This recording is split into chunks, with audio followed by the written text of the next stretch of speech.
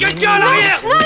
Les mains en l'air! Tirez pas sur mon fils! Tirez pas sur mon fils! Michael ne faisait que manger un biscuit dans sa voiture. Quelques secondes plus tard, 2 policiers blancs l'ont arrêté. En s'approchant, leurs mains étaient déjà posées près de leurs armes. Permis de conduire, papier du véhicule.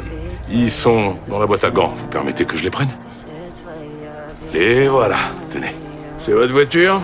Tout est sur les documents. Sortez du véhicule, monsieur. Même avec des papiers en règle, les agents lui ont demandé de sortir du véhicule et de placer les mains contre la voiture. Je vous ai dit de pas bouger! D'accord. Les mains sur le capot! Sa fille, sentant la tension monter, est sortie pour filmer la scène. Son jeune fils s'est réveillé en sursaut. À cet instant précis, une arme était pointée en direction de l'intérieur du véhicule. Et où tu vas comme ça?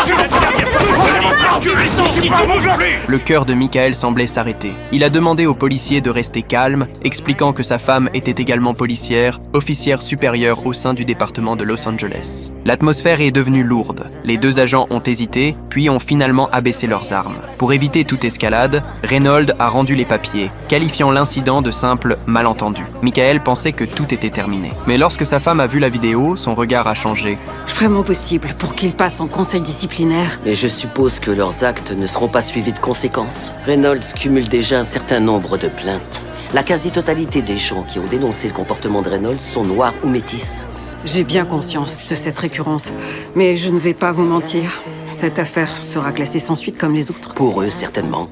Mais sûrement pas pour ma famille. Et encore moins pour moi. Peu après, elle a intercepté Reynolds avec sa voiture de patrouille. Je suis de la police, j'étais... Dans votre troquet favori après votre service, permis de conduire, papier du véhicule et attestation d'assurance. Après vérification des documents, elle lui a calmement demandé de passer un test d'alcoolémie et des tests de sobriété. Chaque étape semblait rappeler la scène précédente. Je vais signaler ce que vous faites. C'est de la pure vengeance. Si c'était de la vengeance, j'aurais attendu que vos enfants soient avec vous dans la voiture.